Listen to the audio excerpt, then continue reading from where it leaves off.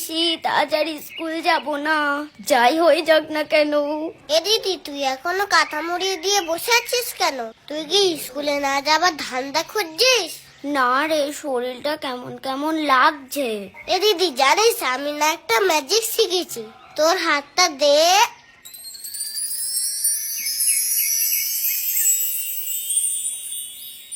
দেখেছিস হাতে কি সুন্দর আঁকা যায়? তুইও তো ক্রিম মাখিস নি, দেখ তোর গায়েও সুন্দর আঁকা যাবে, দেখবি? এই বাবান, এইদিকে আয়, দুধটা নিয়ে যা।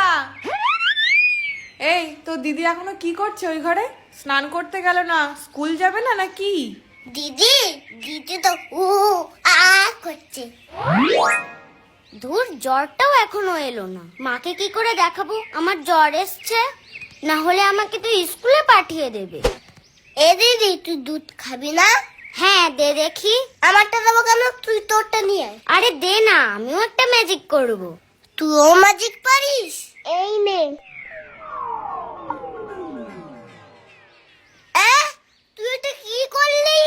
তোর বগলে দেওয়া জিনিস তুই আমার দুধে গ্লাসে ডোবালি। আমি তোকে বিকেলে খাবার কিনে দেব। কেন, আমি খেতে পাই না? বলেই দেবো মাকে। প্লিজ প্লিজ তুই বলিস না, তুই যা বলবি আমি তাই করে দেব।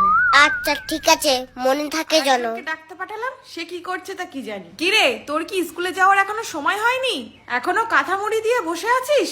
কটা বাজে খেয়াল আছে? মা, আজকে আমি স্কুলে যাব না, আমার জ্বর এসেছে। হ্যাঁ, জ্বর এসেছে? এই মরেছে, কখন আসলো? এই তো এক্ষুনি। কই দেখি তো, গা কেমন গরম আছে? গা তো দেখছি একেবারে ঠান্ডা। কই থার্মোমিটারটা দে দেখি, কত জ্বর উঠেছে।